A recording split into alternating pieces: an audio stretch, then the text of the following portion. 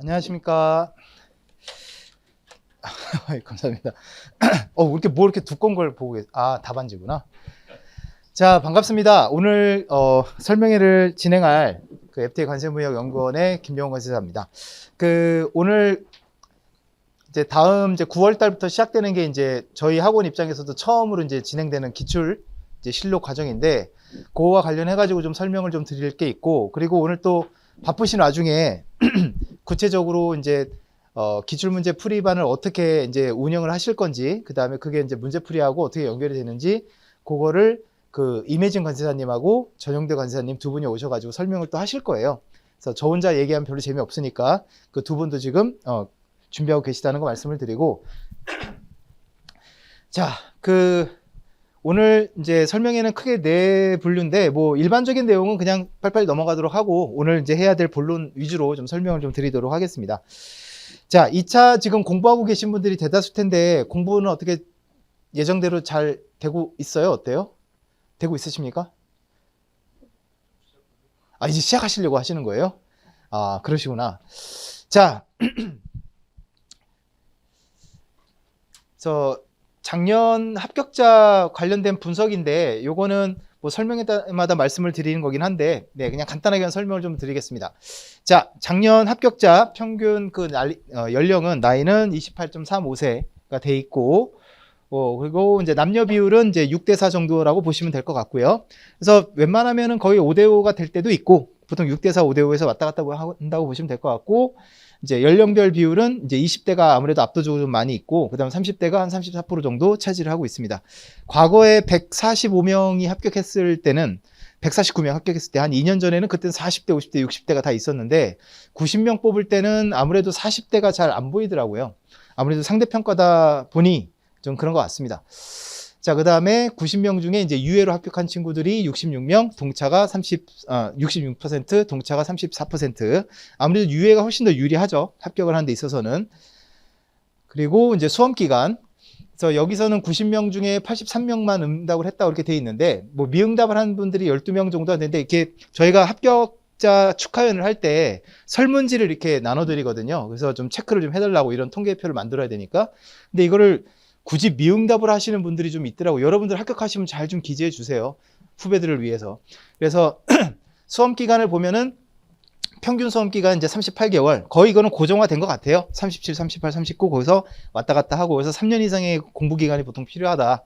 그리고 그래도 24개월 미만, 24개월 미만이 아마도 이제 유예로 붙은 분들이라고 보면 되겠죠. 1차 붙고 바로 2차 붙는. 그래서 그런 분들이 22명이나 있다라는 거. 그래서 여러분들은 뭐 38개월이니까 어차피 뭐 기간은 장수로 봐야지라고 생각하시지 말고, 일단은 24개월, 36개월까지 3년 이내에 뭔가 좀 이렇게 결론을 보겠다는 마음으로 좀 열심히 하셨으면 좋겠습니다. 그 다음에 이제 동차 같은 경우는 보시면 알겠지만, 동차생들은 보통 장수생이 좀 많습니다. 뭐 예를 들어서 1차, 2차를 처음 봐가지고 1년 만에 딱 붙는다. 그런 분들은 동차 중에서도 이 바닥에선 생동차라 부르거든요. 근데 생동차는 사실 매년 한 명 있을까 말까? 네, 없거나 한 명.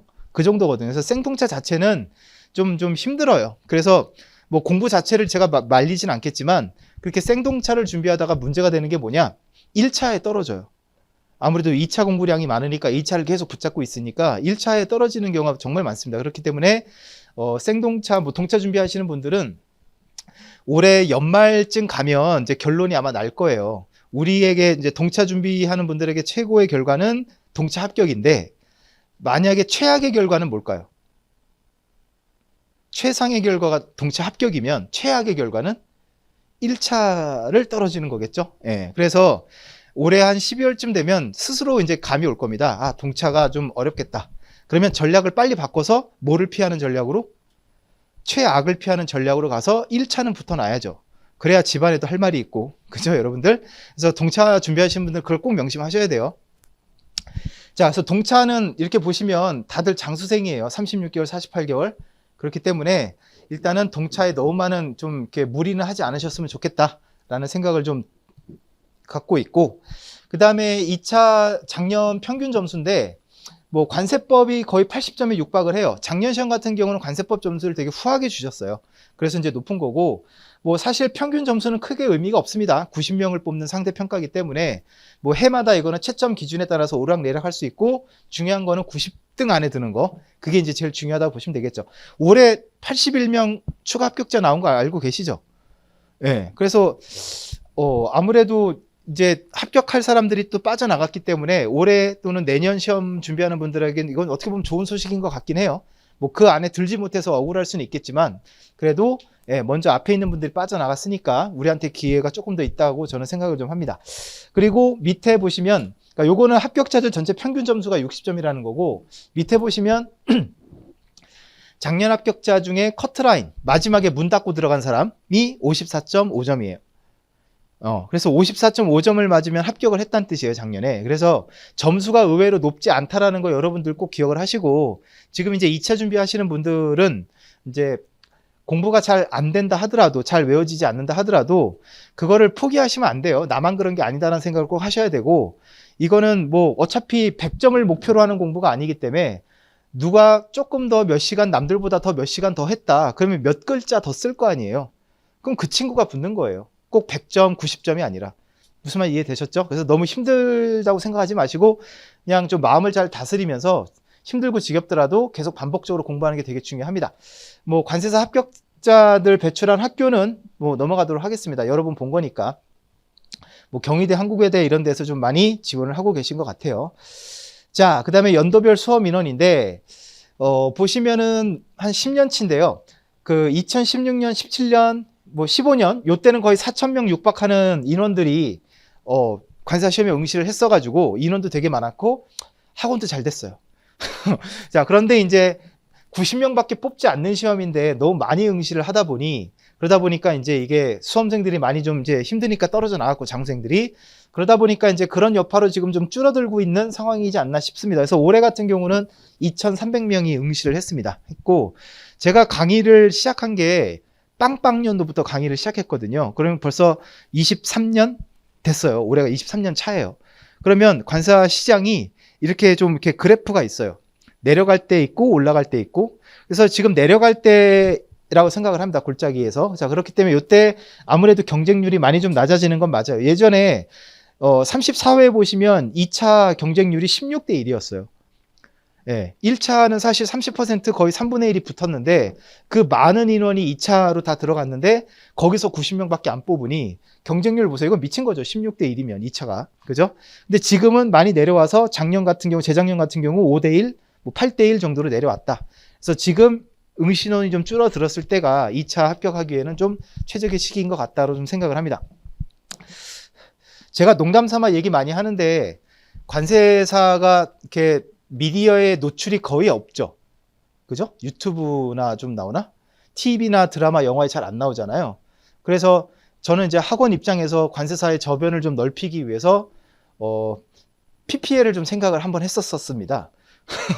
그래서 여러분 미생원 드라마 봤어요? 미생 봤죠? 거기 장글에 나오고. 근데 그걸 쭉 보면 뭐 포워더 업체는 많이 나와요. 그런데 관세사가 한 번도 안 나오는 거예요. 열받잖아요. 관세사인데 무역을 하는데 왜 관세사가 언급이 안 되지? 해가지고 이렇게 알아보니까 한두 달이 건너니까 그 CJ 그 E&M 그 회사의 그 미생 작가 전화번호까지 알게 됐어요. PD랑. 그래서 전화를 했어요. 미생투 안 찍습니까? 그랬더니 찍는데요. 그래서 다 판권도 사놨대요. 그럼 다음에는 관세사 좀 등장시키면 안 됩니까? 이랬더니 PPL은 전담 부서가 따로 있습니다. 이러는 거예요. 그래갖고 PPL을 알아봤더니 조연이 이렇게 들고 있으면 얼마, 조연이 들고 이거에 대해서 한마디 언급하면 또 얼마, 주연이 들고 있으면 얼마, 다 정해져 있대요. 그래서 작가랑 통화를 해봤더니 아무래도 작가들은 그 시나리오를 쓸 때 여러 가지 에피소드가 많이 있어야 좋잖아요. 그래서 관세사 통관 이런 쪽에서 관련된 에피소드가 많다라고 했더니 되게 좋아하더라고요. 이러면서 찍을 때 연락을 하기로 했습니다. 그래서 그때 당시가 왜 안 찍어요? 그랬더니 그 임시완이 군대 가 있어서 못 찍었는데 이제 제대하지 않았나? 제대했대요. 그래서 이제 미생투가 나오면 제가 관세사를 터뜨리고 말 거예요. 그러면 그 장면도 생각해 놨습니다. 장그래가 우리 학원에 와서 관세사 공부를 하거나 아니면 장그래가 무역을 하는 와중에 뭔가 문제가 생긴 거죠. 그래서 장그래 친구가 하나 등장해서 그 친구가 관세사로 나오는 거죠. 그래서 문제를 해결해 주는 거죠. 그러면 관세사가 늘어나지 않을까라고 생각을 하고 있습니다. 그 전에 그래서 여러분들은 어떻게 하라는 얘기예요? 빨리 붙으시라고요. 자, 우리 임시완 씨 자꾸 딴 거 찍고 있던데. 아, 진짜. 미생을 왜 안 찍고 있지? 자, 어차피 우리나라는 무역이 없이는 살 수가 없는 나라이기 때문에 관세사는 여러분들 계속 수요가 있을 거니까 지금 빨리 해서 붙었으면 좋겠습니다. 자, 2차 강사님들 소개를 해드리면 다 아시겠지만 1차 때는 과목별로 강사님들을 선택을 했다면 2차는 팀을 선택을 해야 돼요. 그래서 2차는 이제 두 팀이 있습니다. 그래서 F1 팀. 그래서 임혜진 관세사님이 관세법을 담당하고 계시고, 조천희 관세사님이 관세율표 상품학, 그다음에 관세평가 김병수 관세사님 되게 근엄하게 나오셨네요. 네. 자, 그다음에 무역실무는 F1 안에서도 선택을 해야 됩니다. 최건수 관세사, 그다음에 최재순 관세사 두 분 중에 한 분을 고르시면 되고, 뭐 무역실무는 교차해서 들어도 되냐라고 질문 많이 하시는데 뭐 그래도 상관은 없을 것 같아요. 네. 자, 그다음에 F2는 이제 관세법의 판창원 관세사님. 베트남 쪽에 일을 많이 하셔가지고 베트남하고 한국을 계속 왔다 갔다 하시는데 코로나 때문에 고생을 좀 많이 하셨다고 하더라고요. 자, 그 다음에 관세율표 상품학 오수교 교수님하고 최두원 관세사. 오수교 뭐 연세가 저보다 훨씬 많아서 관세사라고 부르지 못하고 그냥 교수님이라고 하는데 당연히 이분도 관세사고요. 네. 자, 그 다음에 관세평가의 전용대 관세사. 좀 이따가 이제 평가에 대해서 설명을 좀 잠깐 해주실 분이시고, 이제 무역실무의 정재환 관세사 이렇게 되어 있습니다. 그래서 F1, F2 이렇게 하면 될 것 같고, 나중에 이제 모의고사 같은 경우도 작년까지는 이제 팀을 나눠서 모의고사를 했는데, 올해는 통합을 한번 운영을 해볼까 생각을 하고 있습니다. 격주로. 그게 여러분들한테는 다양한 문제를 접할 수 있어서 더 좋은 것 같아요. 뭐 질문 있으십니까? 예. 자, 그렇고, 왜 안 넘어가니? 자, 2차 시험은 다 아시죠? 문제랑 뭐 과목이랑 이런 것들은. 그래서 1교시에 관세법, 2교시에는 관세율표 상품학, 그다음에 중간에 이제 점심시간 있고, 그리고 3교시에 관세평가, 4교시에 이제 무역실무. 자, 올해 혹시 2차 보신 분 계세요? 올해 1차 붙고 올해 2차 한번 경험 삼아 가보신 분 계신가요? 흔들어 보세요. 아, 있어요? 있어요? 있어요? 두 분도 있어요? 그러면 몇 교시까지 버티다 왔나요? 끝까지? 이 2교시, 3교시는 어떻게 버텼어? 공부를 한 몇 달하고 간 거예요? 거의 기본 이론 듣고 간 거 아닌가? 뭐 쓸 수 있겠대나요? 썼어요? 대단하다. 난 하나도 못 썼는데.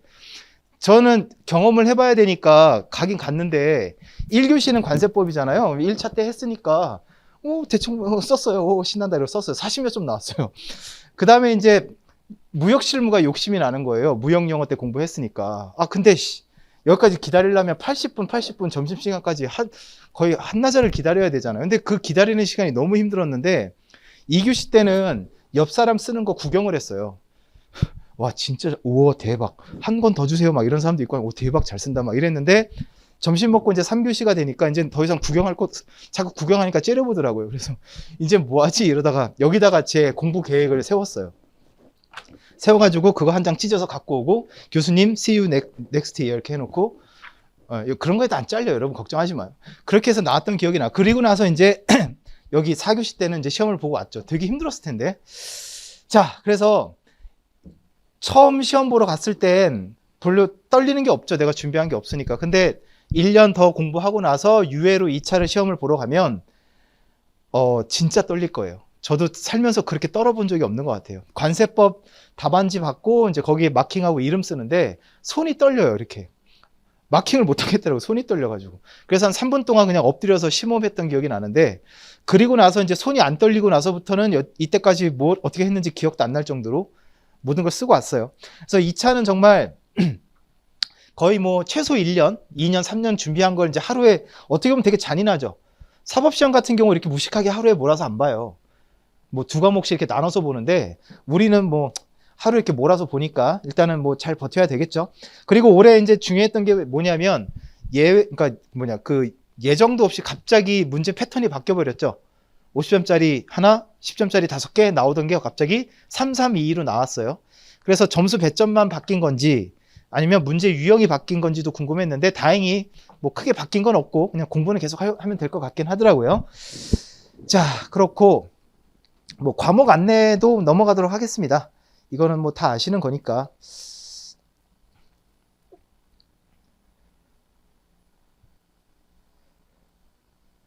무역 실무 같은 경우는 여러분 지금 공부해 보신 분들은 어때요? 무역 실무 공부할 만해요? 어때요?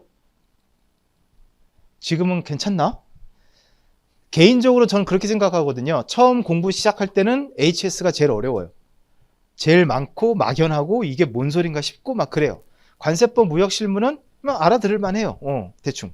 근데 이게 공부 연차가 쌓이면 HS는 변하지 않잖아요. 얘는 항상 그대로예요.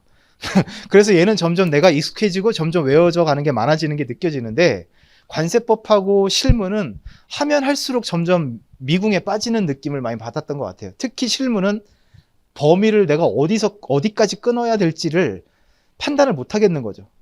그게 제일 힘든 게 무역 실무인 것 같아요. 거기다가 이제 좀 이따 나오겠지만 문제들이 점점 되게 좀 지엽적인 문제가 나오면서 점점 이걸 어떻게 대응을 해야 될지 점점 막연해지는 것 같아요. 자, 그래서 이제 장수생들이 많아지는 거 아닌가 하는 생각이 좀 들긴 합니다. 왜냐하면 유해생들이 그 많은 걸 다 커버하기가 쉽지가 않으니까. 올해 관세법 출제 경향인데, 요거 이제 강사님들이 각 과목별 강사님들이 정리를 해주신 거예요. 그래서 올해 뭐 1번은 환급 관련된 내용이 나온 거고, 그 다음에 뭐 2번 같은 경우 보세건설장, 3번 같은 게 약간 진짜 그거였죠. 갑자기 무슨 위원 쓰라는 게 나온 거죠. 사실 관세청 내에 무슨 위원회가 한두 개겠어요. 되게 많잖아요. 근데 그건 사실 관세법에선 되게 지엽적인 건데, 그 위원회 구성이라든가 뭐 이런 것까지 다 외워서 써라고 하는 건 약간 좀 문제를 위한 문제 아닌가. 그래서 이런 것들은 제가 사실 저는 학원이기 때문에 관세청이나 관세사 회에 직접 뭐 얘기가 좀 그렇긴 한데, 강사님들은 지금 현직 관세사 일을 하시니까 지금 많이 좀 제안을 넣으라고 얘기를 많이 하거든요. 왜냐하면 이런 문제는 정말 문제를 위한 문제잖아요. 관세사로서 관세사 일을 영위하는 데 있어서 관세법의 어떤 걸 이해를 하거나 뭐 이런 걸 물어봐야 되는데, 그래서 이런 게 좀 나오고 있다는, 이런 게 이제 점점 힘들어지는 부분인 것 같습니다. 그 다음에 4번 같은 경우도 신고서 기재사항을 또 물어보는 되게 지엽적인 문제가 나왔고, 그래서 이게 유예로 합격하기가 점점 어려워지는 게 이런 거 아닌가라는 생각이 또 들어요. 그러니까 문제가 뭐냐, 이런 시그널을 주면 내년 시험 준비하는 학생들은 또 위원회라는 위원회 신고서면 신고서 기재사항을 또 추가로 외우고 있을 거 아니에요. 외울 수밖에 없죠. 그러면 올해 출제했던 교수님이 내년에 들어가냐? 안 들어가요. 그럼 또 다른 문제가 나와요. 예, 그렇게 해서 점점 이제 수험생이 힘들어지는 거죠. 어떤 패턴이 안 보이니까. 자, 그래서 이런 문제들은 여러분들 일단 좀 이따가 관세법 임혜진 관세사님 오시면 좀 잘 여쭤보면 될 것 같고, 관세율표는 공부를 오래 하면 오래 할수록 그냥 사랑스러운 친구예요. 얘는 변하지 않거든요.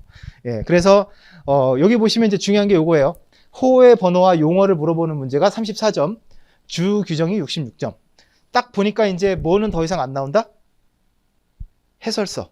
예, 공부 안 하신 분들은 모르겠지만 이제 해설서라고 이제 되게 양이 많은 내용이 있어요. 그래서 이제는 관세율표는 호의 용어, 그 다음에 호의 번호, 그 다음에 주 규정 66점 이런 것들이 구성이 되어 있다는 거 알 수 있고, 그 다음에 여러분들은 이제 쉽게 말하면 그 법령집 있잖아요. 그거 하나만 제대로 잘 외우고 있어도 관세율표는 크게 문제가 되지 않는다라고 보면 될 것 같습니다.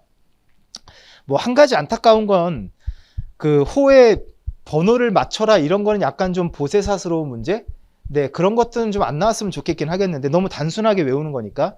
그래도 이제 이런 문제들이 나오고 있으니까 요거는 그냥 준비하시면 될 것 같아요. 근데 저는 개인적으로 HS와 관련해서 말씀드리고 싶은 게 뭐냐면, 그 다른 과목들보다도 유독 HS는 50점이 나올 수 있는 가능성이 있는 애들이 딱 몇 개가 정해져 있어요. 그죠? 공부한 분들은 다 알아요. 그러면 그냥 얘네들을 회독을 계속 반복한다고 했을 때 1류부터 97류까지 그냥 아무 생각 없이 계속 그냥 뺑뺑이만 돌리는 친구들이 있는데, 그렇게 하지 말고 일단 중요한 부분들의 시간을 더 많이 써가지고 걔네부터 외워가는 게 되게 중요한 것 같거든요. 무슨 말인지 이해되셨죠? 그래서 그렇게 좀 전략적으로 공부하셨으면 좋겠습니다. 관세평가 난이도는 작년하고 비슷하다. 뭐 30점, 30점, 20점, 20점으로 바뀌었지만 여전히 긴 지문은 그대로 있다. 그래서 여러분들 뭐 관세평가 뭐 공부해 보신 분들 알 거고, 이제 앞으로 보신 분들 아마 문제를 보고 놀랄 거예요. 왜냐? 문제가 이거 막 2페이지씩 나올 때가 있어요. 문제만 A4 2페이지야. 문제만. 어떤 상황을 주거든요. 그래서 관세평가는 유일하게 관세사 과목 중에 2차 과목 중에 사례형 문제예요. 어떤 사례를 주고 그 사례를 보고 판단해서 내가 과세 가격을 산정하는 과목이에요. 또 이 과목에 꽂히는 친구들은 또 답이 없어요. 재밌으니까. 단순 암기가 아니라 또 재밌다고 또 꽂히는 친구들이 있는데 어느 정도 좀 절제는 하셔야 됩니다. 우리는 학자가 되는 게 아니기 때문에. 그래서 일단은 평가 협정이라든가 그 다음에 여기 이제 법령집에 있는 것들, 요즘에는 이제 법령 암기해가지고 어떤 법을 쓰라고 하는 것도 나오기 시작을 하고 있거든요. 흔히 보면 뭐 회계학의 말 문제 같은 문제들 100% 사례가 아니라, 그래서 그런 것들도 이제 준비를 하는 게 좀 필요하다고 생각이 좀 됩니다. 자, 무역실무는 범위는 넓은데 뭐 좀 무난하게 올해 문제 같은 좀 단순하게 나왔다고 돼 있는데, 지역적인 문제들도 여기가 좀 나왔고, 그 다음에 뭐 아무래도 무역실무 같은 경우는 어디서 나올지 모르니까 모의고사도 그렇고 뭐 기출 심화 뭐 기본에서 또는 최건수관세사인가요? 막 죽어라 막 논문 다 뿌리지 않아요? 이걸 어쩌라고 다 봐! 막 뿌리잖아요. 범위가 너무 넓어서 그래요. 어쩔 수가 없어요. 그러다 보니까 뭐 다루긴 다 다루죠. 기억이 안 날 뿐이지, 시험장 가면. 그래서 무역실무는 그게 어렵다라는 부분. 근데 여러분, 무역실무도 중요한 거부터 확실히 잡고 천천히 살을 붙여가는 방법으로 하셔야 돼요. 전체를 다 한꺼번에 내가 다 하겠다고 생각하시면 그거는 고시공부에서 되게 안 좋은 방법이에요. 그래서 집중과 선택이라는 걸 좀 잘 하시는 게 되게 중요합니다. 자, 이것도 제가 누누이 강조하는 건데, 공부를 할 때는 무조건 계획을 세워서 좀 안 되더라도 세워서 노력을 하는 게 되게 중요합니다. 그래서 지금 유예로 공부하는 친구들한테는 가장 큰 이벤트가 아마 내년 1월에 시작되는 모의고사겠죠. 그죠? 모의고사 1월부터 나는 성적이 잘 나오고 싶고 상위권에 들어가고 싶고 많은 생각이 있을 텐데, 이제는 심화가 이제 8월까지 해서 이제 끝나니까 어느 정도 이론 강의는 끝나간다고 보시면 돼요. 더 이상 이론을 설명하고 개념을 설명하는 강의는 이제 없어질 거고, 이제 기출문제부터는 이제 어떻게 써야 되는지, 무엇을 써야 되는지, 이런 거에 대한 설명을 이제 많이 할 거거든요. 그래서 그것까지 이제 좀 살이 붙게 되면 모의고사에서 조금 이제 쓸 수 있게 되는데, 그래도 지금 문제풀이 기출문제로 넘어가고 있긴 하지만 이론이 다 안 된 분들은 빨리 이론부터 다 끝내놓으셔야 돼요. 그래서 문제풀이 들어가기 전에 책을 랜덤으로 펴서 내가 외우진 못했지만 모르는 게 있으면 안 되는 거예요. 무슨 말인지 이해되셨죠? 일단 모르는 건 없고 외우진 못했을 뿐이고, 그 다음부터 이제 외우는 거로 넘어가면 되는데, 다 이해도 못했는데 외우려고 덤비니까 힘들고 슬럼프가 오고 막 그러는 거거든요. 자, 그래서 공부한 지 이제 한 4-5달밖에 안 됐는데 벌써 슬럼프 왔다고 이렇게 상담 메일 보내는 친구들이 있어요. 힘들대 벌써. 물론 힘들긴 한데 이게 되게 좀 그렇대요. 그래서 어떻게 공부하냐 물어봤더니 외운대요, 계속. 사람이 어떻게 1년 동안 외우기만 해요. 그건 공부가 아니지. 그래서 요 단계별로 목표를 세운 것들을 다시 한번 좀 해서 너무 암기에 몰입되지 않았으면 좋겠다. 그렇게 하면 공부를 오래 할 수가 없다. 그렇게 이해하셨으면 좋겠어요. 물론 HS는 좀 예외고, 근데 HS는 이해하려고 해도 쉽지가 않죠. 우리가 뭐 만물박사가 될 수 있는 것도 아니고. 자, 그래서 1년치 2차 커리큘럼을 간단하게 설명을 드리면 4월, 5월, 6월에 이제 2차 기본 이론이 개강이 되고 7, 8월 달 지금 이제 진행되고 있는 게 심화 이론이고, 그 다음에 9월, 10월 달에는 이제 기출실록이라고 해서 기출문제를 뭐 강좌별로 조금 다르긴 하겠지만 8년치, 10년치 조금씩 다르긴 하겠지만 할 거고, 어떤 강사님은 조금씩 쓰게 하는 연습도 시킨다고 하더라고요, 기출문제부터는. 그리고 기출실록은 주 2회가 아니라 주 1회 강의를 해요. 그래서 시간이 좀 있어요. 여유가 있으니까 여러분들 기존에 했던 복습도 계속 하셔야 돼요. 그리고 나서 이제 기출문제를 훑어봤으니까 맵 과정에 가면 이제 본격적으로 여러분들이 이제 쓸 수 있는 써보는 연습, 내지는 앞으로 나올 만한 것들, 그런 것들을 뽑아서 이제 다루는 게 맵 과정이라고 보시면 될 것 같아요. 그리고 이제 1월부터 6월까지는 모의고사가 진행된다 보시면 되겠습니다. 아무래도 첫 유예로 2차 준비하는 분들이 1월 달부터 막 두각을 나타내는 거는 쉽진 않겠죠. 3년차, 4년차 이런 분들한테 이렇게 따라잡긴 쉽지 않겠지. 그거는 여러분 인정을 해야 돼요. 그래서 유예생들은 1월 달이 아니라 한 3월, 4월? 요때쯤부터 내 승부처가 저때부터라고 생각을 하시고 1, 2월 달도 하나의 과정으로 좀 생각을 하세요. 너무 조급하게 생각하지 않으셨으면 좋겠어요. 이게 대략적으로 보면, 통계적으로 보면 모의고사 상위권이 합격으로 가는 건 맞아요. 대략적인 추세는 그게 맞지만 모의고사 갑자기 100등 하다가 합격하는 분도 있어요. 유예 중에. 그런 분들을 보면 5, 6월 달에 갑자기 확 올라오는 친구들도 있었고, 기존에는 막 100등 거기서 놀다가 5, 6월 달 돼가지고 100등 안으로 들어와서 합격하는 분들도 있어요. 그래서 유예든 첫 유예는 1월부터 이렇게 두각을 나타내면 좋죠. 좋은데 그게 쉽진 않다. 그러니까 대신에 너무 마상 입거나 그러지 말아라. 3, 4년씩 공부한 사람은 어떻게 이겨요? 자, 됐고요. 그 다음에 연관 커리큘럼, 이것도 뭐 다 아시는 거니까 넘어가는데, 모의고사만 잠깐 설명을 좀 드리면, 나중에 모의고사 설명회 때도 설명하겠지만, 1, 2월 달은 출제 범위를 8분의 1로 나눠서 매 주마다 시험 범위가 정해져 있어요. 그러면 이제 모의고사를 위한 준비는 가능해요. 왜냐면 8분의 1씩만 일주일 동안 죽어라 공부해서 오면 되니까. 근데 이제 3월로 넘어가면 4분의 1, 2분의 1로 진도가 넓어져요. 그럼 이제 이 정도가 되면 이제는 그 모의고사만을 위한 공부만 하기가 쉽지가 않아요. 왜냐하면 일주일 만에 2분의 1, 4분의 1 다 보고 오기가 쉽지가 않거든요. 그래서 3월, 4월부터가 실제 실력이라고 보시면 돼요. 벼락치기가 통하지 않는. 이해되셨죠? 그래서 준비를 잘한 친구들이면 유예라 하더라도 한 3, 4월부터는 조금씩 두각을 나타낼 수 있다. 그렇게 좀 이해하시면 될 것 같고, 이제 5월부터는 이제 전범위로 넘어간다고 보시면 되겠습니다. 여러분, 이제 아침, 저녁으로는 조금 선선해졌죠? 다음 주부터는 이제 수요일 지나면 최고 기온이 30도 밑으로 내려온대요. 그리고 이제 조금 더 지나면 추석이에요. 추석 지나고 놀다 보면 여러분 10월 달이에요. 그럼 이제 올해 다 간 거예요. 예. 진짜 시간 빠르죠? 예. 여담인데, 나이 먹을수록 시간이 되게 빨리 간다고 느껴지잖아요. 그죠? 그 왜 그런 줄 알아요? 기억력이 떨어져서 그렇대요. 되게 슬픈 이유예요. 기억력이 떨어지고 뇌세포가 자꾸 죽으니까 똑같은 시간을 살았는데 머릿속에 남는 게 없으니까 뭐 한 것도 없는데 이렇게 느껴지는 거래요. 그러니까 우리 빨리 붙어야 돼요, 여러분.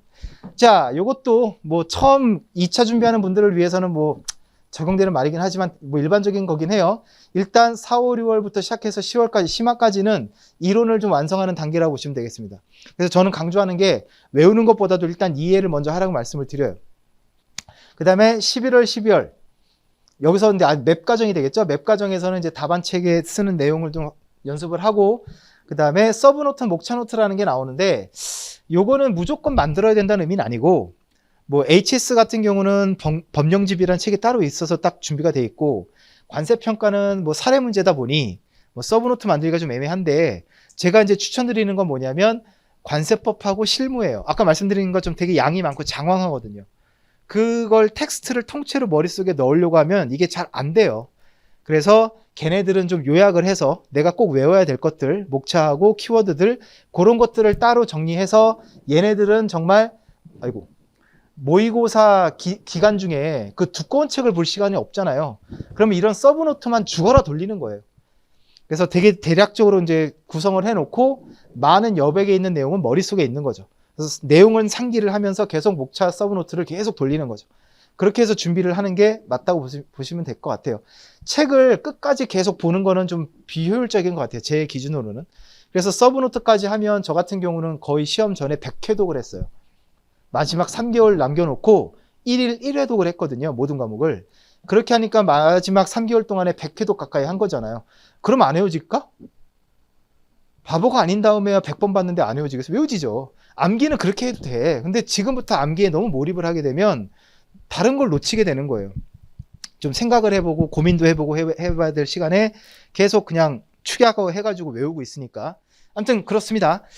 자, 그 다음에 지금 이건 동차 과정인데 동차는 이미 시작하셨던 분들한테 적용되는 거지, 사실 9월 달에 공부 시작하면서 내년 동차 준비해라, 이건 사실 말이 안 돼요, 여러분들. 근데 만약 지금 시작하는데 동차를 좀 해보고 싶다면, 요건 좀 지나긴 했지만, 만약 전공자가 아니라면 1차부터 들으세요. 어차피 내년 2차는 뭐 합격은 쉽지가 않으니까 1차 듣고 한 뭐 11월, 12월쯤에 2차 한두 과목 같이 좀 겸해서 하는 거는 가능하겠지만, 지금 시작하시는 분들은 그냥 1차만 하는 걸 추천을 드리고, 이미 7월 달 이전부터 공부를 시작하신 분들은 이 동차 스케줄에 따라서 지금 하시되, 아까도 말씀을 드렸지만 이 12월쯤 가면 아마 느낌이 올 거예요. 내가 동차가 되겠다 또는 안 되겠다.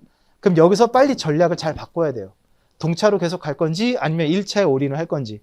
1차를 또 떨어지면 이거는 안 되는 거니까. 네. 그래서 동차는 나중에 따로 질문하시면 제가 설명을 좀 드릴 거고. 자, 이제 강사님들 모시고 좀 얘기를 좀 들어보도록 하겠습니다. 먼저 전용대 간사사님 와서 박수 크게 쳐주시고요. 네. 토요일 날 좀 나와주세요 그랬더니 화내지 않고 되게 흔쾌히 나와주셨어요. 예, 박수로 맞아주시면 감사드리겠습니다. 잠시만요. 예, 안녕하세요. 예, 전용대 간사입니다. 박수까지 감사합니다.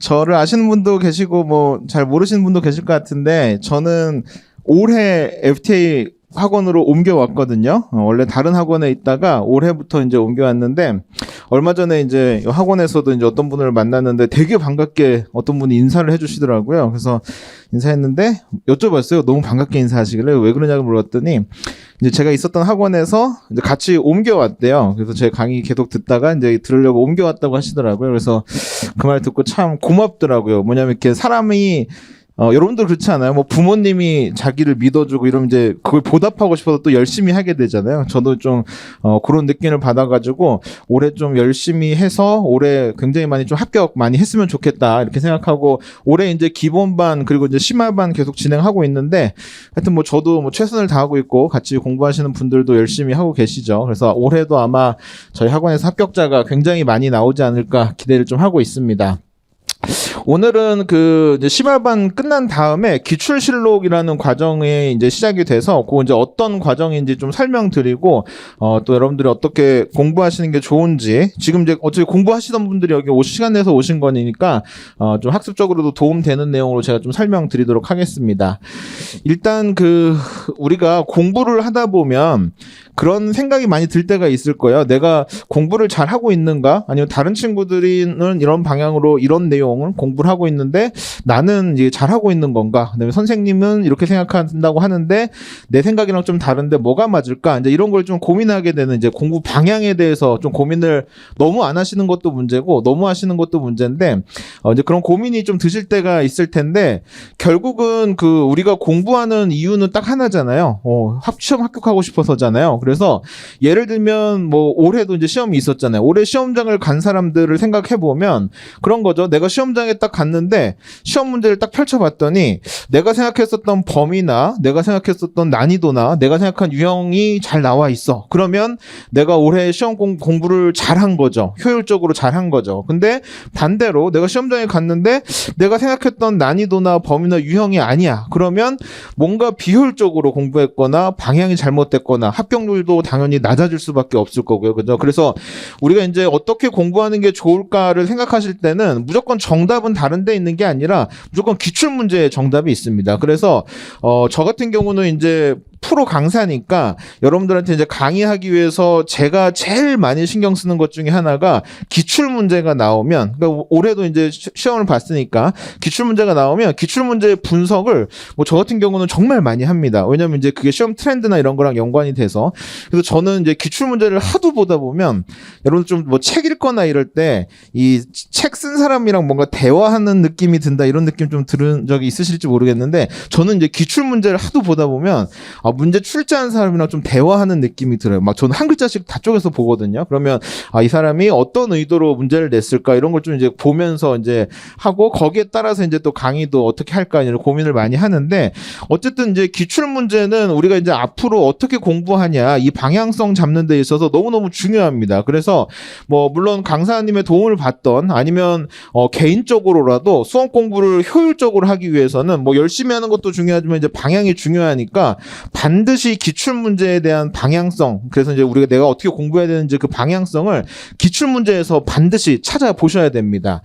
근데 이제 이 기출 문제를 저는 이제 관세평가 강의를 하니까 관세평가 기준으로 말씀드리면 이 시험 트렌드가 생각보다 굉장히 많이 바뀝니다. 예전에는 협정 위주의 문제가 좀 많이 나왔었는데 그 다음에는 그러니까 지금으로 치면 한 5년 전쯤이죠. 5년 전쯤에는 이제 사례형 문제들이 많이 나오다가 지금 이제 제가 여기다 표 하나 그려놨는데 지금 보면 2018년부터 2020년도까지 기출 100점 기준으로 했을 때 암기형 문제와 사례형 문제의 비중이 몇 퍼센트 정도인가 요걸 이제 표로 만들었는데 이건 오타네요. 17%가 아니라 77%입니다. 77. 그래서 보면 예전에는 요 암기형과 사례형 비중이 암기형이 12에서 15% 정도 비중이고 사례형 비중이 굉장히 높았었는데 20년도 기점으로 해서 굉장히 많이 바뀌었어요. 한 35% 정도 암기형 문제가 나오다가 21년도에는 한 90% 그리고 22년도에는 요건 오타고 77% 정도 암기형과 사례형 비중이 많이 바뀌었거든요. 그래서 예를 들면 이때 시험을 준비했었던 수험생들이라면 당연히 요 사례형 문제에 대해서 대비를 많이 했어야 합격률이 높았을 겁니다. 근데 2020년 이후에는 이렇게 암기형과 사례형 비중이 많이 바뀌었기 때문에 이쪽 위주로 공부한 학생들이 당연히 합격률이 높을 수밖에 없겠죠. 그래서 이제 이런 트렌드 변화를 여러분들이 빨리 감지를 하시고 거기에 맞는 공부를 해야 되는 거고 이제 이런 트렌드를 보고 2023년도에는 어떤 형태로 시험이 나올까를 예측을 해봐야 되는데 뭐 저는 개인적으로는 이 정도의 흐름이 계속 이어질 거라고 봅니다. 그래서 한 70% 80% 정도 암기형 문제가 여전히 나오지 않겠냐 이렇게 생각을 하고 있어서 그렇게 대비를 할 거고 물론 갑자기 23년도에 시험부터 옛날로 다시 회귀해서 돌아갈 수도 있겠지만 그래도 우리는 이제 그런 리스크보다는 이제 이런 추세를 좀 보면서 이쪽 위주로 공부를 하시되 또 사례형 문제도 조금 더 적절하게 공부하는 형태로 가야 당연히 확점률이 높아질 수밖에 없겠죠. 방향을 그렇게 잡아야. 그래서 뭐 물론 제가 관세 평가에서 뭐 여러 가지를 보긴 해야 되는데 이 암기형과 사례형 비중으로 봤을 때는 좀 그런 변경의 양상이 있더라 이런 겁니다.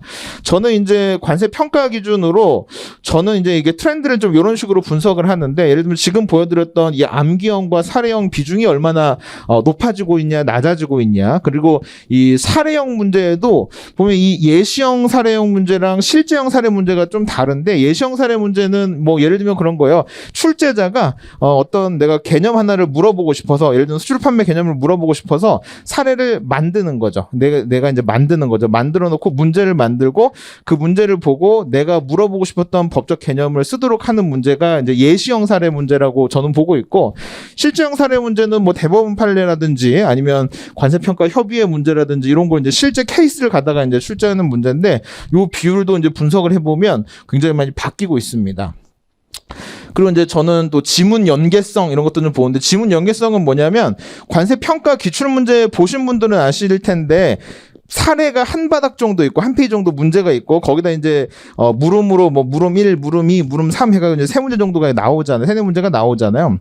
그 문제를 풀기 위해서 지문을 얼마나 꼼꼼하게 읽어야 되냐. 그러니까 지문에서 답을 찾아가지고 단서를 찾아가지고 답을 풀어야 되는 비율이 얼마나 되냐. 이제 이런 걸 좀 보는데 최근에는 사실은 지문 연계성이 굉장히 좀 낮아지고는 있습니다. 뭐 그런 추세도 있고요.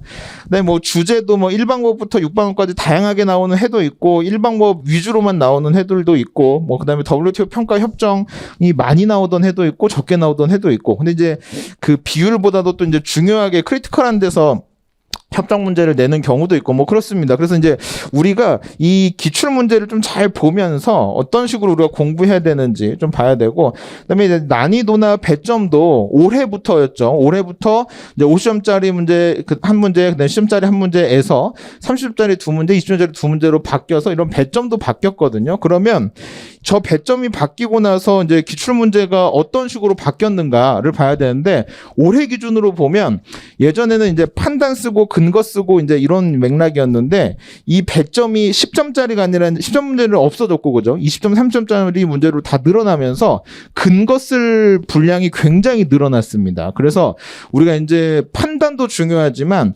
근거를 좀 잘 써야 되는 과목으로 좀 바뀌게 됐어요. 관세 평가 과목도. 그래서 결과적으로 근거 잘 쓰기 위해서는 법령에 대한 암기가 좀 더 중요해진 겁니다. 그래서 관세 평가 공부하시는 분들은 뭐 물론 저랑 같이 수업을 듣든 상관없이 내년에 합격하고 싶으시면 반드시 다른 해에 비해서 다른 때에 비해서 법령 암기 비중을 많이 높이셔야 내년에 훨씬 유리하게 합격을 하실 겁니다. 뭐 그런 것들 생각을 하시면 될 것 같아요. 뭐 어쨌든 간에 여러분들도 이런 분석을 좀 반드시 해보셔야 되고 기출 문제들 쭉 보시면서 분석을 하셔야 되고 물론 이게 혼자 분석하기가 쉽지가 않아요. 그래서 이제 이런 강의 통해서 이제 강사님들 도움을 많이 받으시면서 이런 시험 트렌드에 맞는 공부를 하시는 게 굉장히 좀 중요한 공부 방법이다. 이런 걸 좀 말씀드리도록 하겠습니다.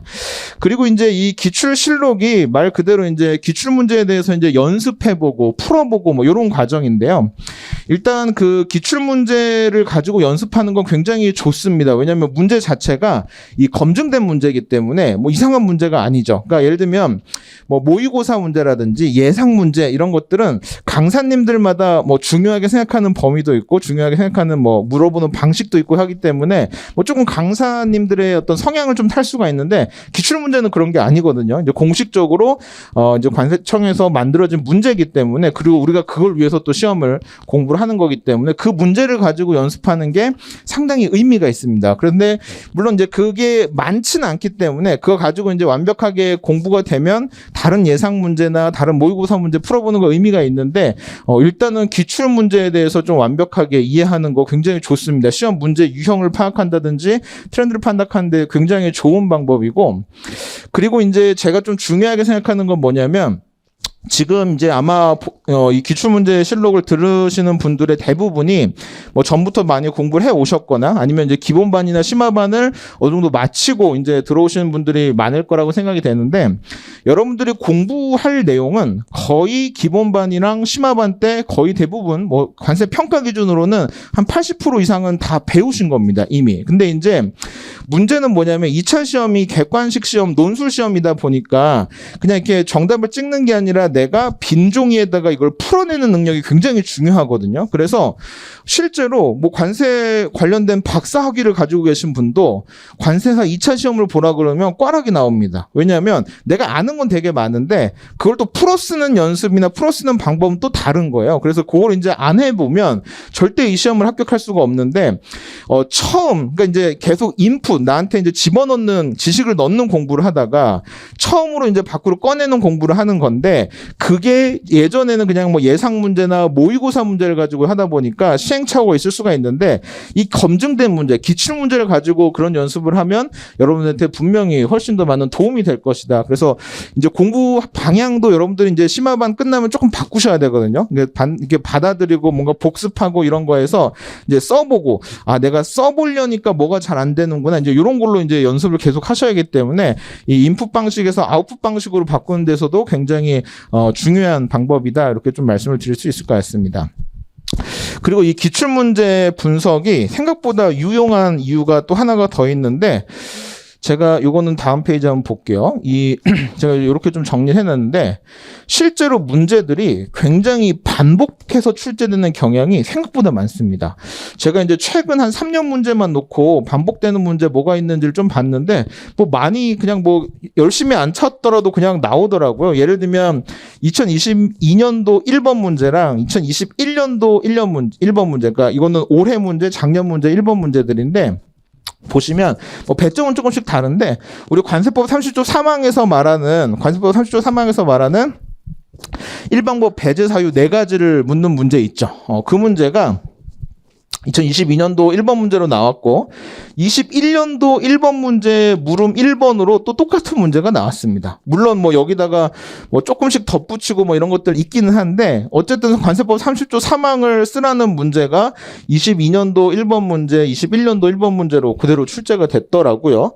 그리고 또 우리 육방법 공부하실 때 또 많이들 어려워하시고 힘들어하시는데 올해랑 작년 문제, 육방법 문제가 한 문제씩 나왔었는데 올해도 임차 수입 물품 그 시행규칙 7조 4에서 말하는 임차 수입 물품 문제가 작년에도 시행규칙 7조 4에서 말하는 임차 수입 물품, 육방법 임차 수입 물품 관세가 결정 방법 아시죠? 그 4가지 순차적으로 하는 거. 그 문제가 그대로 출제가 됐습니다. 그래서 사실은 기출 문제를 여러분들이 분석하시면서 하는 굉장히 큰 오해 중에 하나가 올해 작년에 나왔으니까 올해 안 나와. 뭐 이렇게 생각을 하시는 경우가 되게 많은데 생각보다 반복된 문제 출제되는 비율이 높아지고 저는 이런 경향이 내년 시험의 배점이 좀 높아졌기 때문에 그러니까 한 문제당 배점이 10점에서 20, 30점으로 늘어났기 때문에 이렇게 중복 출제될 가능성이 훨씬 더 높습니다. 왜냐하면 관세는 그 관세 평가는 법원 자체가 그렇게 많지 않기 때문에 출제하다 보면 중복될 수밖에 없는 가능성이 높아지거든요. 그래서 또 근거를 또 많이 물어보게 되는 문제 배점 형태이기 때문에 뭐 그런 면에서 봤을 때 저는 뭐 여러 가지 생각을 하긴 하는데 기본적으로 이 출제됐던 문제가 또 출제될 가능성 충분히 많이 있다 이렇게 보고 있습니다. 올해도 뭐 생산지원비, 권리사용료 이런 것들 나왔지만 뭐 또 나올 수 있다, 충분히 또 나올 수 있다 이렇게 당연히 보시고 뭐 그렇게 생각하시면 안 되죠. 올해 나왔으니까 내년엔 잘 안 나올 것 같아, 이런 거 별로 아닌 것 같아요. 기출문제는. 그래서 기출문제를 공부하시면서도 내가 이게 기출문제를 보고 있지만 실제 시험장에서 내가 내년에 진짜 실제 시험장에 갔을 때 이 문제 나오면 나 어떻게 써야 될까, 좀 그렇게 실정감 있는 느낌으로 연습하시기에도 굉장히 이 기출문제가 도움이 많이 되실 것 같습니다. 자, 그럼 이 기출실록은 어떻게 진행되는지 조금 설명을 드리면, 일단 그 기출실록은 제가 이 밑에 써 있는 것부터 먼저 좀 맨 밑에 써 있는 것부터 먼저 말씀드리면, 기존 심화반이랑 기본반 때는 강의가 일주일에 2번씩 있었거든요. 그러니까 2달 과정인데 3시간씩 2번 정도가 있었는데, 이 기출문제 과정은 2달은 똑같은데 일주일에 1번만 합니다. 그러니까 이 강의 차수가 훨씬 줄어드는 거죠. 그래서 아마도 이제 이 기출실록을 들으시면서 기본반이나 심화반에서 복습하지 못했던 거, 정리하지 못했던 거를 정리하시면서 같이 들으셔야 되는 거예요. 그래서 물론 이제 우리가 이제 기본반이랑 이 심화반 들으시면서 정리 많이 하셨겠지만, 혹시 못한 것들이나 아니면 또 이제 기출실록에서 내가 쓰다 보니까 내가 이거 아직 못 외웠었구나, 이거 아직 이해 못했었구나, 이런 것들 생길 수 있거든요. 그런 것들 이 기출실록에서 같이 공부하실 수 있도록 너무 빡빡하게 강의 안 잡아놓은 거니까 그렇게 복습하시면서 같이 들을 수 있다 이렇게 보시면 될 것 같고, 일단 그 강의는 뭐 일단 세 교시 기준으로 보자면 1교시에는 기출문제를 문제지를 나눠드릴 거고, 그 다음에 기출문제 중에 이제 몇 문제를 선정하는 거죠. 매 주별로. 그래서 몇몇 문제를 선정을 해가지고 빈 답안지랑 같이 드릴 겁니다. 그러면 1시간 정도 이렇게 써보는 시간을 가지실 거고요. 이게 하여튼 써보셔야 돼요. 여러분들이 써보셔야 느낌도 오고 내가 뭘 모르는지를 알기 때문에 한번 실제 시간을 정해놓고, 예를 들면 오프라인 강의는 모여서 한번 시간을 재놓고 한번 문제를 풀어보고, 그렇게 끝나면은 모범 답안을 나눠드릴 겁니다. 그럼 모범 답안 보면서 또 이제 해설해드리고, 또 이제 어떻게 쓰는 게 좋았다 이런 걸 이제 설명을 드리면서, 그럼 이제 자기가 쓴 기억이 있으니까, 바로 전에 쓴 기억이 있으니까 그걸 보면서 나는 이렇게 생각했는데 강사님은 이렇게 생각하는구나, 모범 답안이랑 이렇게 다르구나, 이런 걸 이제 느끼시면서 피드백을 하시면 되는 거죠. 그 다음에 3교시에는 이제 거기에 관련된 뭐 다른 예상 문제라든지 아니면 좀 개념 설명이 조금 더 필요한 것들, 아니면 그 기출 문제가 나오게 된 배경이 문제들이 있거든요, 분명히. 그래서 예를 들면 뭐 일본 정율법 사례를 기초로 뭐 문제를 출제했다든지, 뭐 조세 심판원 사례 가지고 문제를 출제했다든지, 그러면은 실제로 원문 같은 거 가져다 놓고 같이 한번 보면 또 도움이 되겠죠. 그래서 출제하시는 분이 일본의 요 사례를 가져다 놓고 이렇게 이제 문제화 시켜서 문제를 출제하셨구나, 뭐 이렇게 이제 볼 수가 있으니까, 그럼 이제 출제가 어떤 식으로 되는지, 또 어떤 모티브로 출제가 되는지 이런 거를 확인을 할 수 있는 그 시간으로 이렇게 한 3시간 정도 이렇게 마련을 해서 진행을 하려고 합니다. 물론 과정에서 제가 이제 이런 문제가 이제 어떤 식으로 왜 출제됐는지 배경들, 그리고 또 요즘에 관세사들이 또 이제 교수님들이 중요하게 생각하는 주제가 뭔지, 또 이런 것들, 왜냐하면 관세 평가나 이런 것들은 사례가 지금도 계속 나오고 있거든요. 그래서 예를 들면 새로 나온 대법원 판례 뭐가 있는지 이런 것들을 같이 공유를 해드릴 테니까 그렇게 공부하시면 좋을 것 같습니다. 이렇게 해서 제가 설명드릴 부분 여기까지 했고, 혹시 또 저 아직 남아있을 거니까요, 끝날 때까지, 질문 있으신 분들 또 질문 받고 그렇게 하도록 하겠습니다. 예.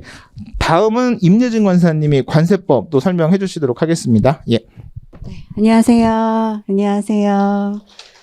박수도 쳐주시고 감사합니다. 저는 2차 관세법 강의하고 있는 임예진 관세사입니다. 설명회에서 보니까 정식으로 인사를 해야 될 것 같아서 그래요.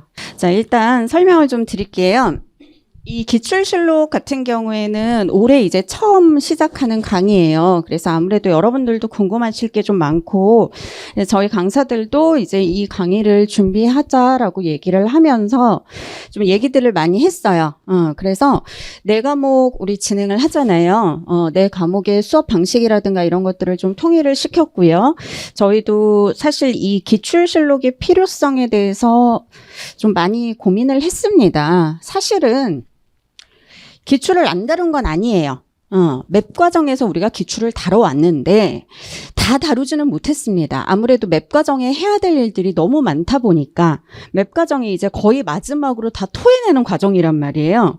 그래서 할 게 너무 많다 보니까 기출 문제를 좀 더 자세하고 중점적으로 다루고 싶은데 그게 이제 시간적인 여유도 안 되고 하다 보니까 좀 기출 강의만 또 따로 했으면 좋겠다 하시는 분들의 얘기도 많았고 그래서 저희가 강의를 따로 이제 기출실록만 따로 하기로 했고요.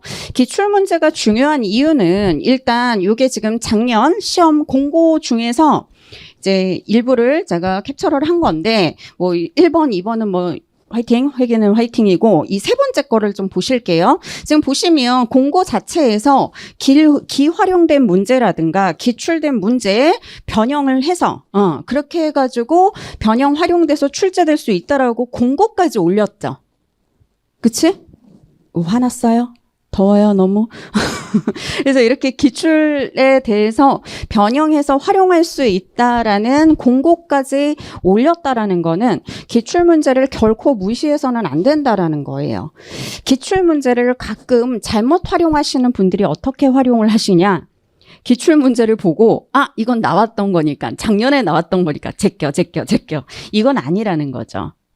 작년에 나왔던 것도 그 다음 해, 그러니까 전해 나왔던 게 그 다음 해에 또 변형돼서 나오는 경우들이 많이 있었어요.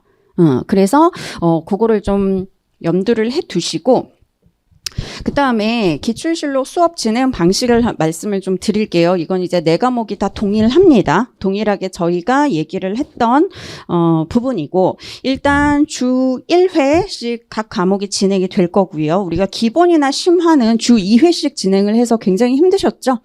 그치? 그래서 주 1회씩 총 8회가 진행이 되기 때문에 저희가 생각하기에는 그래요.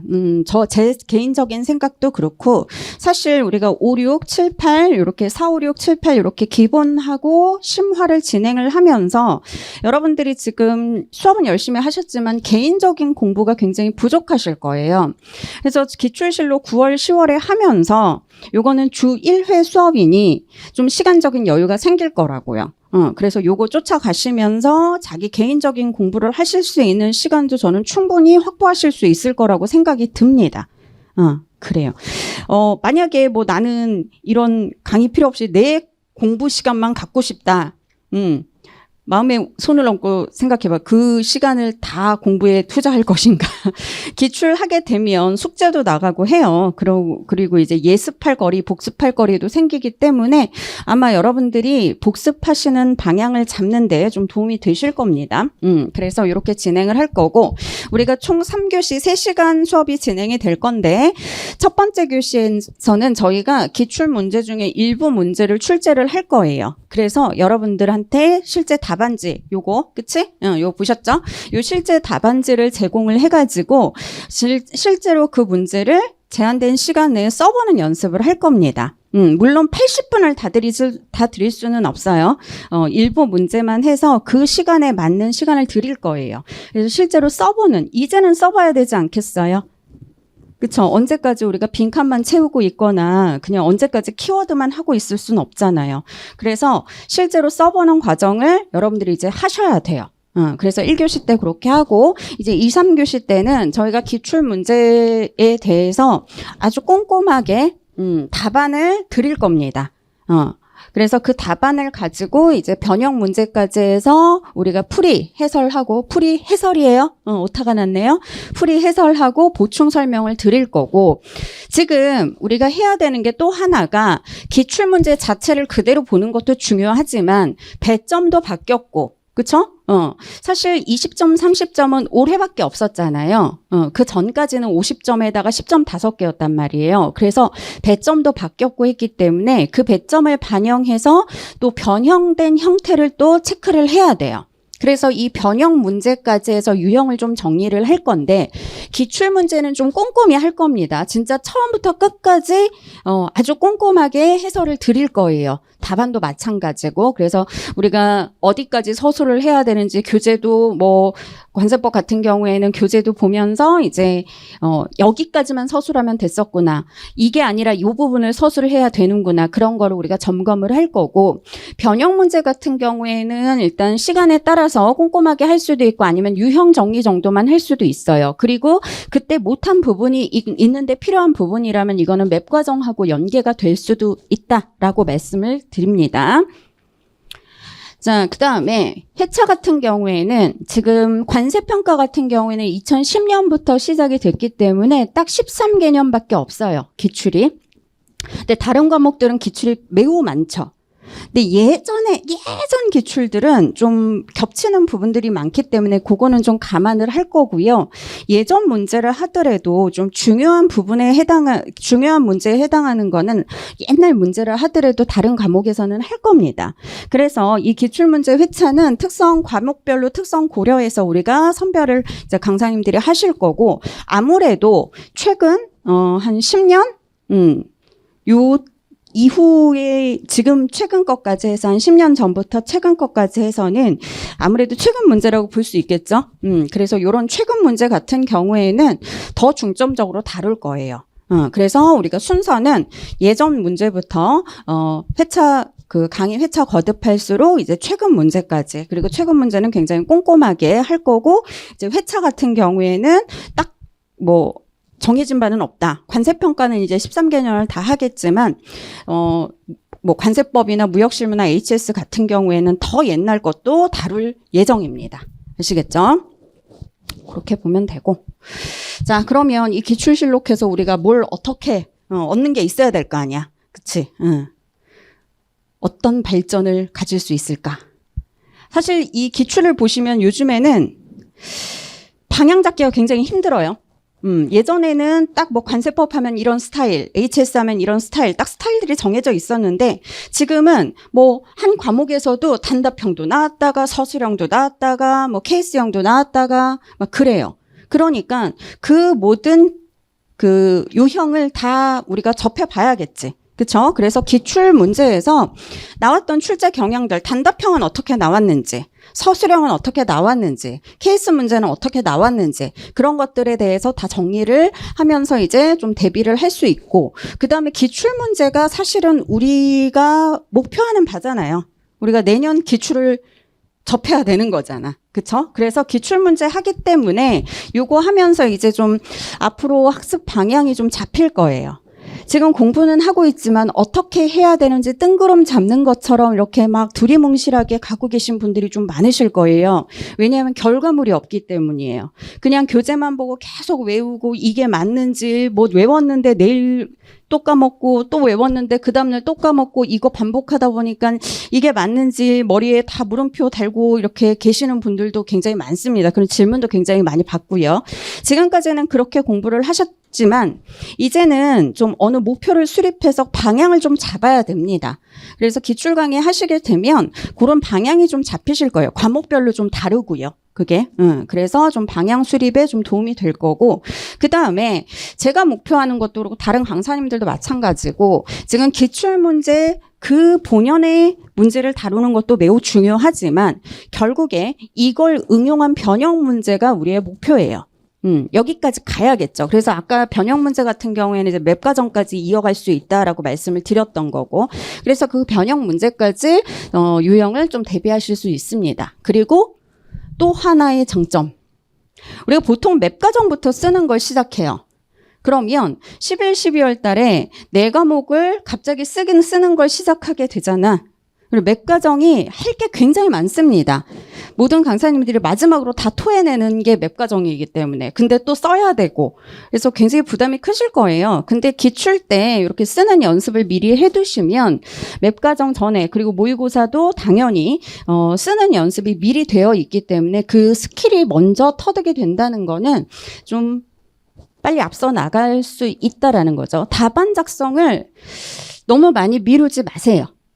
그래서 이제는 쓸 때가 된 것 같아. 기본하고 심화했으면 이제는 조금씩 답안 작성을 할 필요는 있을 것 같아요. 그래서 기출문제 나왔던 걸로 일단 답안 작성해보고, 그러면 사실 기출문제가 진짜 문제이기 때문에 여러분들한테 많이 도움이 되실 겁니다. 그리고 답안 작성을 너무 두려워하지 않았으면 좋겠어요. 같이 한번 해보면, 그리고 혼자 하기 되게 애매할 거예요. 답안 작성이라는 게. 그래서 같이 한번 해보면 그만큼 더 시너지가 있을 거라고 생각을 합니다. 자, 그래서 저희 강사님들이 많이 준비하셨고 관사님들 다 지금 많이 준비하고 계시니까 여러분들 기출실력 때 뵙도록 하겠습니다. 수고하셨습니다. 좋은 얘기죠. 자, 그래서 이제 기출 문제가 이제 좀 중요해지고 있는 것 같아요. 그러니까 그 시험이 이제 시행된 지 얼마 안 됐을 때는 출제하는 교수님들이 봤을 때 출제할 수 있는 거리가 되게 많잖아요. 겹치지 않고. 근데 이제 시험이 계속 누적이 되다 보면 이제 냈던 곳에서 다시 낼 수밖에 없거든요. 예, 반복적으로. 그래서 이제 기출 문제를 어떻게 좀 잘 활용을 하는 게 중요한지 이제 그런 것들을 좀 배우면 좋겠습니다. 다음 달에. 자, 이제 간단하게 한 10분만 더 하고 마치도록 하겠습니다. 자, 요거는 제가 눈에 강조 드리는 건데 2차 공부할 때 어떤 뭐 마음은 잘 되진 않지만 해야 되는 게 있어요. 그래서 공부의 순서를 좀 지키는 게 되게 중요한 것 같습니다. 그래서 암기를 하더라도 무조건 그냥 전체를 다 외운다가 아니라 중요한 것부터 또는 큰 것부터 조금씩 이제 살을 붙여가는 걸로 이제 좀 순서대로 하시는 게 되게 좋고, 그래야 매번 회독을 할 때마다 새로운 게 나오잖아요. 그래야 공부가 지루하지가 않단 말이에요. 근데 처음부터 모든 걸 다 외우려고 덤비면 공부가 재미가 없어요. 힘만 들고. 그 다음에 같은 얘기지만 여러 번 회독을 해야 된다는 건 다 아시겠지만 그냥 무작정 회독이 아니라 회독할 때마다 스스로 뭔가 목표를 다 정해놓는 거예요. 이번 회독의 목표는 뭐고 다음 회독의 목표는 뭐고, 예를 들어 큰 목차까지 외웠다. 다음 회독 때는 그 다음 중목차까지 외우자. 뭐 이런 식으로 자기한테 계속 뭔가 이제 목표를 설정을 하고 이제 그걸 이제 완수해가는 그런 형태로 이제 공부를 하는 게 되게 중요한 것 같아요. 그 공부를 잘하는 친구들을 보면 뭐 머리가 좋으니까 뭐 이해도 잘하고 외우기도 잘하고 뭐 다 잘하는데, 그런 친구들의 또 하나의 특징이 뭐냐, 이런 계획 또는 이런 목표를 스스로 잘 설정을 해요. 예, 그런 고민들을 많이 하는 거죠. 공부가 왜 효율적으로 안 되지? 뭐가 문제지? 이건 내가 어떻게 외우면 될까? 뭐 그런 것들을 계속 고민하고 해보고, 그러니까 고민만 한다고 되는 게 아니라 여러분들이 많이 해보셔야 돼요. 그렇게 하다 보면 자기만의 공부 방법이 나오는 거거든요. 그 합격 수기 같은 걸 봐도 각자 보면 공부 방법이 다 다르죠. 근데 그 친구들이 그걸 한 번에 그 최종 그 공부 방식을 딱 채택을 한 게 아니라 많은 시행착오를 겪다가 이제 그게 안착이 된 거란 말이에요. 그래서 그런 것들을 지금 좀 열심히 해놓고, 지금은 이제 강의 듣느라 이제 정신이 없지만 모의고사 시즌으로 넘어가면 6개월이 있잖아요. 그때는 모의고사밖에 안 봐요. 일주일에 하루. 나머지 일주일은 다 4시간이거든요. 그럼 이제 그 시간을 내가 어떻게 활용을 해야 될지를 지금 뭔가 체계를 잡아놓지 않으면 이제 우왕좌왕하는 거죠. 계속 그냥 책만 넘기고 있는 거죠. 내가 뭘 외울지에 대한 타겟도 없고. 그래서 그런 것들을 지금이라도 한번 정리를 좀 해보는 게 좋다. 자, 그래서 암기는 이건 사실 뭐 정답은 아닌데 제 경험이에요. 시간을 완전히 이제 투입을 해가지고 이제 한 번에 외우려고 하는 친구들도 있을 텐데, 제 개인적으로는 자주 봐서 외워지게 하는 게 훨씬 더 기억력이 오래 가는 것 같아요. 그렇습니다. 그 다음에 최종 합격자의 평균 점수도 60점이다. 즉 100점을 목표로 공부하다 보면 힘만 든다. 예. 그리고 결국 고시 공부는 버티기 싸움이다. 일반적으로 능력이 다 비슷하다면 답안지에 몇 글자 더 쓰는 친구들이 합격을 하는 거죠. 그죠? 그러면은 일반적으로 보면 뭐 비슷한 지능 수준이니까 우리는, 그러면 이제 누가 더 공부를 더 했냐의 차이예요. 하루에 10시간 한 친구랑 13시간 한 친구가 누적이 되면 후자가 조금 더 쓰겠죠. 그게 100점은 아니지만. 그럼 그 친구는 60점으로 합격을 하는 거고, 예, 조금 게으름 피운 친구는 한 55점 맞아서 떨어지는 거고, 그 차이라고 보시면 될 것 같아요. 자, 그 다음에 요것도 뭐 식상한 질문이긴 한데, 뭐 실강을 듣는 친구들 중에 합격자가 나오는 비율이 훨씬 더 높다는 얘기는 했죠. 그래서 여건이 되면 실강을 좀 들으셨으면 좋겠고, 2차는 왜냐하면 남들이 어떻게 공부하는지를 옆에서 좀 보고 그거보단 좀 더 해야 합격을 할 테니까.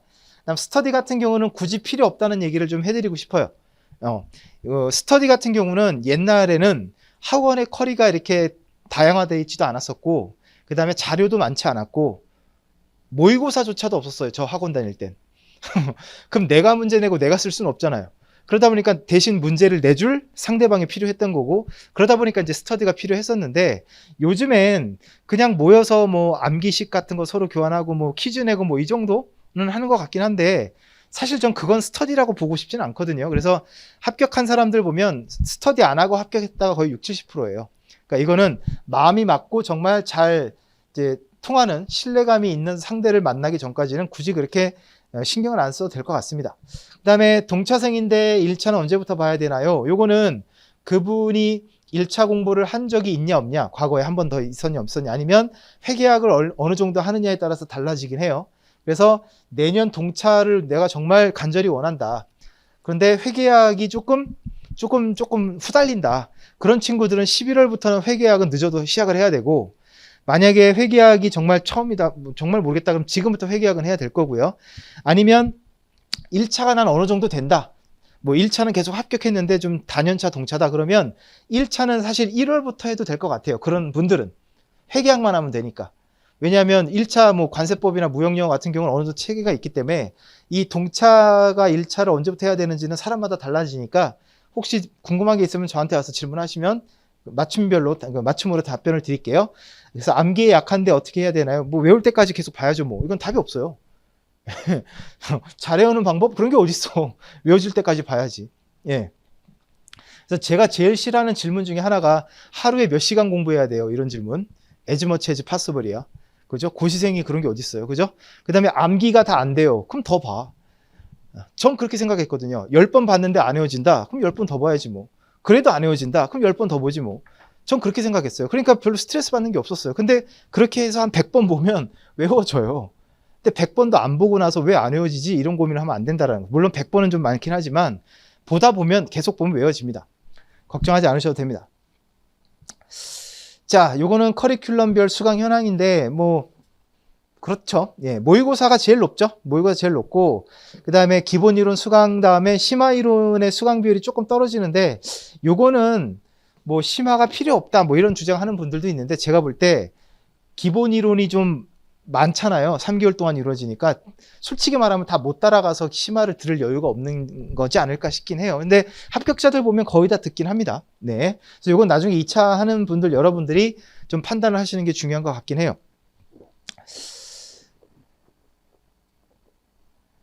요것도 예, 뭐 실강, 현강 실강과 이제 인강 비율이긴 한데, 전체적으로 합격자 중에 온라인만을 통해서 공부해서 합격한 분들이 비중이 높긴 한데, 사실은 이제 요렇게 합격률을 놓고 보면은 온라인 들었던 사람들 중에 합격하는 비율은 2%, 2.7%, 현장 강의 들었던 분들 중에 합격하는 비율은 11%. 그러니까 압도적으로 현장 강의 쪽의 합격 비율이 훨씬 더 높다라는 거죠. 그만큼 적극적이고 조금 열심히 하려고 하는 의지가 있는 분들이니까 그렇게 보시면 되겠습니다.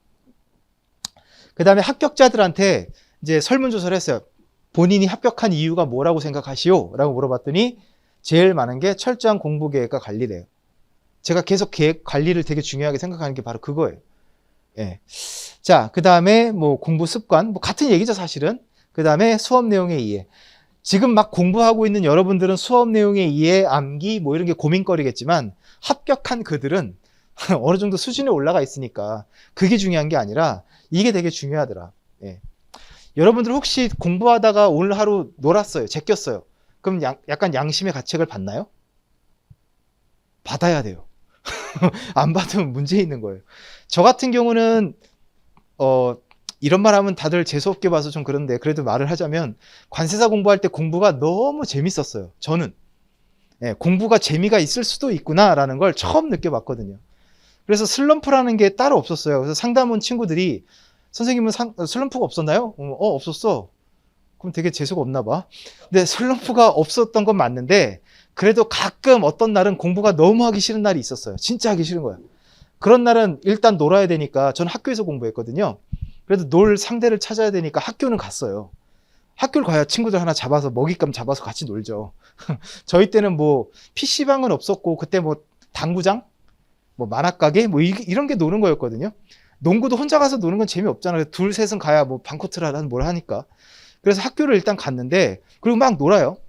3, 4시쯤? 요맘때쯤 되면 가슴이 약간 좀 아려와요. 내가 이래도 되나?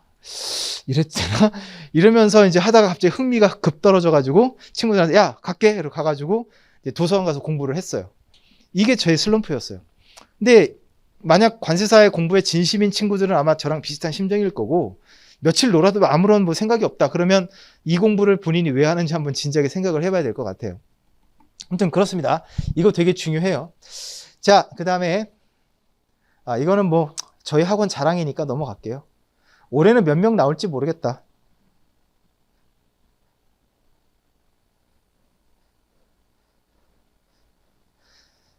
지난달에 38기 관세사 MT를 갖고 37기 관세사들은 코로나 때문에 축하연조차 못했잖아요. 그래갖고 요번에 또 MT를 갔대요. MT 가가지고 37기는, 그러니까 이 38기는 여기 35회인데 죄송해요. 이거 38기예요. 여기는 축하연도 했었단 말이죠, 작년에. 그래서 이제 안 갔는데 37기 축하연을 못 해준 게 좀 미안해가지고 못했잖아요. 그래서 사진이 없는 거예요. 그래서 MT를 가가지고 갔는데 진짜 관세사들 이렇게 여럿이 모이잖아요. 그럼 정말 많은 인재들이 모여 있더라고요. 관세사인데 부업으로 레크레이션을 했던 관세사가 있어요. 뭐 돌잔치나 그런 가서 기타 치면서 노래도 하고 레크레이션도 하는 친구 있잖아요. 그래서 37기 관세사들이 티를 다 맞춰 입었는데 그 친구 혼자 하와이안 룩을 입고 온 거예요. 선글라스 끼고. 야간에 실내인데 누구세요? 그랬더니 저는 하와이안 박입니다. 이러면서 그랬더니 알고 봤더니 관세사래. 그래서 레크레이션을 막 하고 노는데 어떻게 재밌게 놀더라고요. 합격하고 싶지 않아요?